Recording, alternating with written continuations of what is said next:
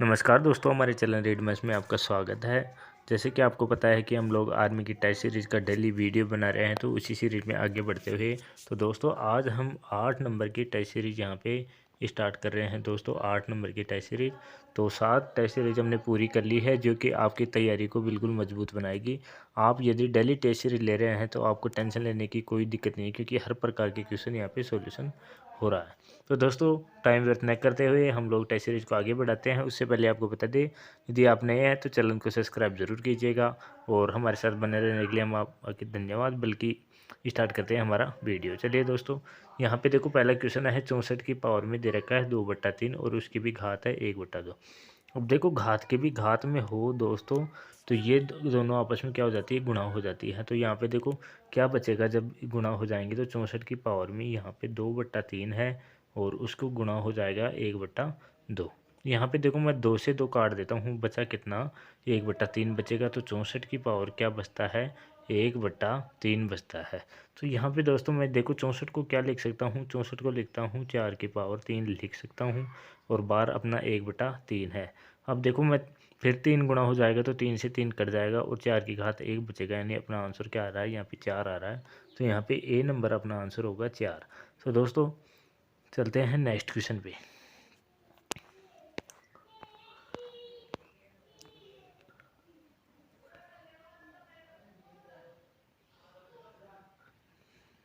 तो दोस्तों यहाँ पे जो हमारा अगला क्वेश्चन है, जो 1000 रुपये के लिए 4% वार्षिक ब्याज की दर से चक्रवृद्धि ब्याज ज्ञात करना है, जो समय क्या हो, 2 वर्ष का हो। चक्रवृद्धि ब्याज का सूत्र आपको पता है, मूलधन है तो मूलधन को गुणा करते हैं किसको, मूलधन गुणा 1 प्लस दर बट्टा 100।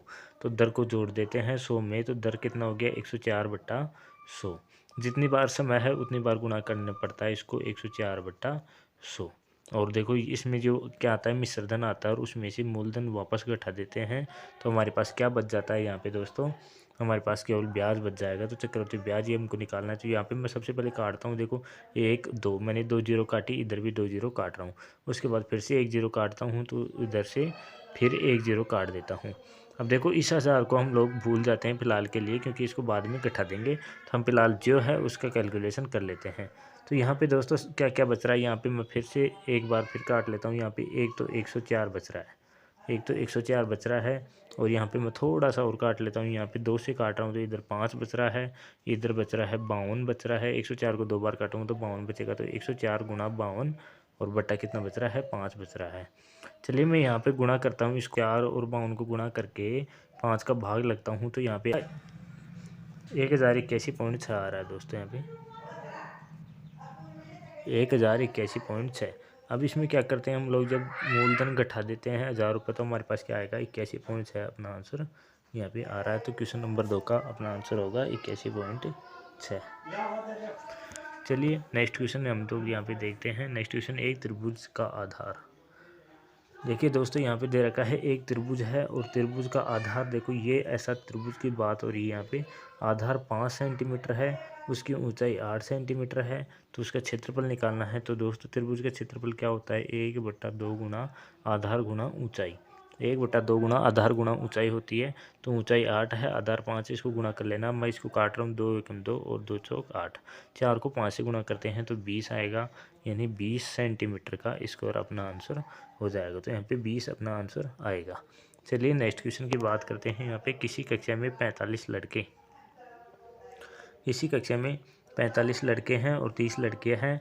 कक्षा में लड़कियों का की प्रतिशत होगी, यानी लड़कियां देखो 45 लड़के 30 लड़कियां, यानी टोटल कितनी हो रही है, यहाँ पे टोटल हो गए 75। अब बात कर रहे हैं कि लड़कियां का प्रतिशत कितना है।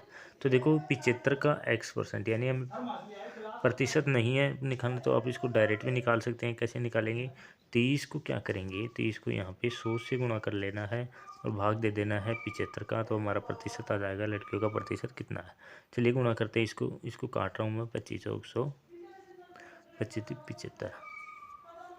यहाँ से फिर काट रहा है 3 एकम 3 और यहाँ पे फिर 10, 10 को 4 से गुणा कर रहा हूँ, यहाँ पे कितना आ रहा है अपना 40 आ रहा है। तो 40 अपना ऑप्शन नंबर बी, यहाँ पे 40 आंसर हो जाएगा। उसके बाद बात करें, यहाँ पे क्वेश्चन दे रखा है 15,015 के अभाज्य संख्याएं कौन कौन सी है। चलिए इसका आंसर देखते हैं। यहाँ पे नीचे आ रहा है इसका ऑप्शन नीचे, तो इसका आंसर होगा दोस्तों 1505।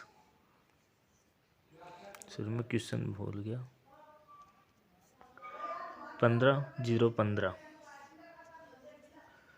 15,015 की अभाज्य संख्याएँ कौन कौन सी है, ये अपना क्वेश्चन है। तो दोस्तों 15,015 में 37 का भाग नहीं जाता है। 37 तो इसमें ये तो ऑप्शन तीनों हो गए कट। हमारा डी आंसर होगा राइट, क्योंकि इन सभी का भाग 15,015 में जाता है। तो अपना ऑप्शन नंबर डी यहाँ पे उत्तर रहने वाला है। चलिए यहाँ पे नेक्स्ट क्वेश्चन की बात करूँ। एक चुनाव में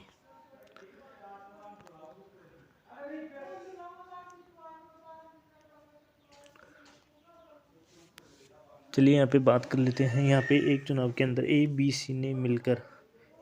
सी तीनों ने मिलकर 2000 मत प्राप्त किए हैं। तो ए बी सी मिलकर यानी ए प्लस बी प्लस सी बराबर ए प्लस बी प्लस सी बराबर क्या आने वाला है, यहाँ पे 2000 दिया हुआ हमारे पास 2000।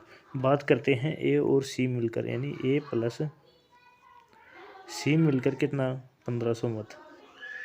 अब देखो ए और सी मिलकर 1500, यानी ए और सी का मान 1500 है।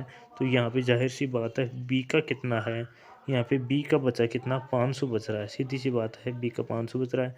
अब यदि बी का 500 है तो सी का निकालना है, तो कैसे निकालेंगे।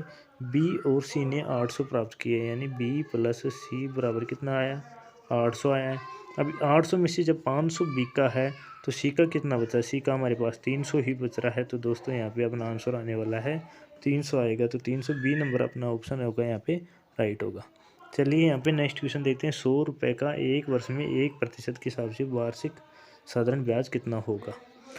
तो देखो मूलधन गुणा दर गुणा समय बट्टा 100 यह होता है साधारण ब्याज का सूत्र। अब मूलधन 100 रुपये है, दर कितनी है यहाँ पे 1% दे रखा है, तो 1% दर है।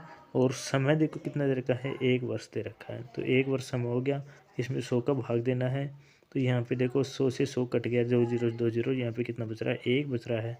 तो यहाँ पे आंसर अपना होने वाला है 1 होने वाला है। 1 अपना आंसर यहाँ पे हो जाएगा। तो दोस्तों समझ में आ रहा होगा, कमेंट कीजिए। यहाँ पे यदि आपको कहीं भी नहीं समझ में आता है तो कमेंट कीजिएगा जहाँ पे मिसिंग दिखे। तो दोस्तों मैं अगला क्वेश्चन इसमें स्टार्ट कर रहा हूँ।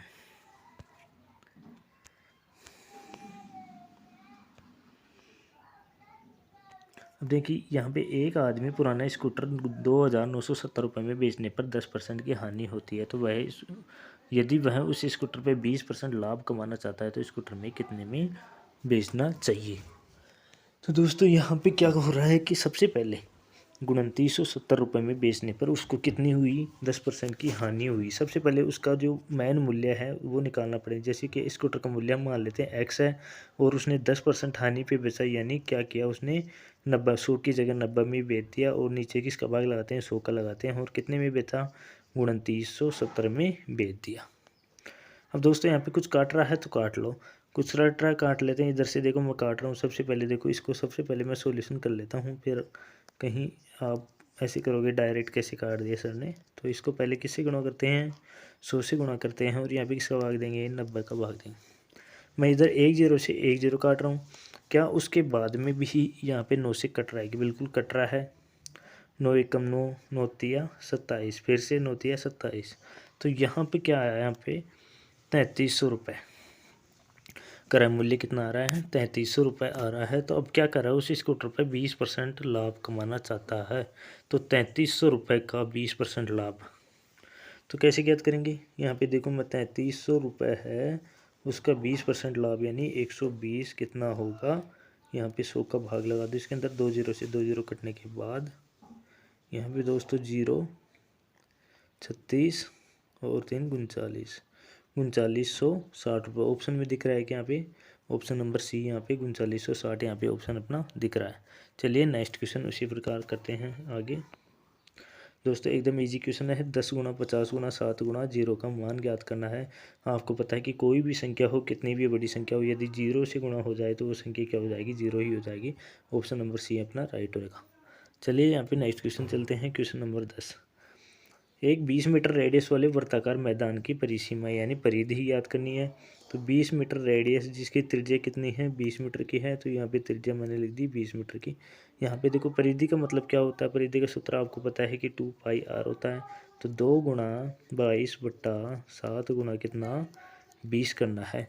यहाँ पे चलिए सबसे पहले सभी को गुणा कर लेते हैं। 22×4 = 44, 44×2 = 88, बराबर कितना बच रहा है 880 बट्टा कितना 7।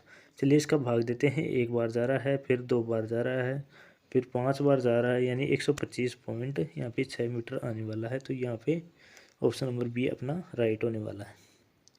चलिए नेक्स्ट क्वेश्चन की बात करें तो यहाँ पे देखो अब हमारा रीजनिंग स्टार्ट हो गया। तो रीजनिंग में आपको कमेंट ज़रूर करना है कि रीजनिंग में आपको कमेंट करना पड़ेगा। रीजनिंग तो एकदम इजी है, आपको भी पता है। तो यहाँ पे पहला क्वेश्चन क्या दे रखा है, खिलाड़ी टीम, यानी खिलाड़ी का रिलेशन टीम से है तो मंत्री का रिलेशन किससे होगा। खिलाड़ी का रिलेशन टीम से है तो मंत्री का किससे होगा। चलिए जल्दी से कमेंट कीजिए, जल्दी से कमेंट कीजिए दोस्तों।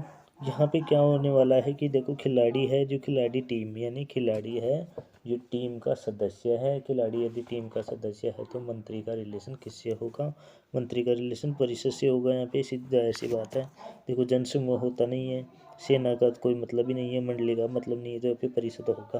तो अपना ऑप्शन नंबर क्या होने वाला है, यहाँ पे जो सी लिखा हुआ है यानी परिषद अपना होगा। चलिए यहाँ पे नेक्स्ट क्वेश्चन की बात करता हूँ मैं। यहाँ पे उस अक्षर को चुनना है, विकल्पों में से संबंधित अक्षर यहाँ पे चुनना आपको, संबंधित अक्षर कौन सा होगा। तो दोस्तों यहाँ पे संबंधित अक्षर की बात करें तो यहाँ पे क्या होने वाला है, चलिए जल्दी से बताइए, जल्दी से कमेंट कीजिए संबंधित अक्षर क्या होने वाला है। तो दोस्तों यहाँ पे सबसे पहले क्या करना है आपको, TRACK इसको लिख लेना है। इसके नीचे लिखना है MECT और V। अब देखो TRACK ट्रैक, यहाँ पे देखो क्या हो रहा है। देखो कुछ लॉजिक लग रहा है कि इसमें, जल्दी से देखिए कुछ लॉजिक लग रहा है कि इसके अंदर।